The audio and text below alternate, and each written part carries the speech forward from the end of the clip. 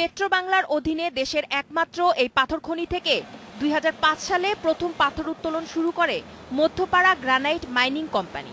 ওই সময় আশানুরূপ পাথর বিক্রি করতে না পারায় ২০০ কোটি টাকার বেশি লোকসান গুনতে হয়েছিল প্রতিষ্ঠানটিকে।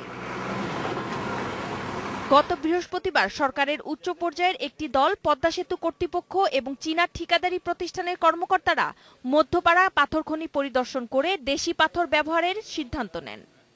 যে এলিভেটেড এক্সপ্রেসওয়ে এবং কর্ণফুলী টানেল যেটা হবে সেখানকারও ঠিকাদারের প্রতিনিধি এসেছেন, তারাও সন্তুষ্ট এই পাথর দেখে এবং তারাও ভবিষ্যতে এখান থেকে পাথর নেওয়ার প্রতিশ্রুতি দিয়েছেন।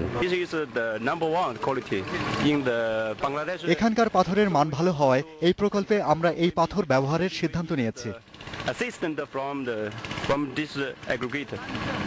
নদী শাসন এবং মূল সেতু নির্মাণে আগামী ৪ বছরে প্রয়োজন হবে ৬০ থেকে ৭০ লাখ মেট্রিক টন পাথর। বর্তমানে মধ্যপাড়া খনি ইয়ার্ডে মজুদ রয়েছে প্রায় ৪ লাখ মেট্রিক টন পাথর। এর মধ্যে মাত্র ২৫ থেকে ৩০% পাথর সরবরাহ সম্ভব হবে দেশি খনি থেকে।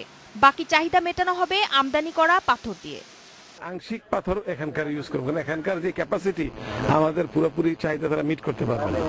চাহিদা অনুযায়ী পাথর প্রাপ্তির বিষয়ে সেতু কর্তৃপক্ষের মতোই সংশয়ে রয়েছেন ঠিকাদারি প্রতিষ্ঠানের প্রতিনিধিরা।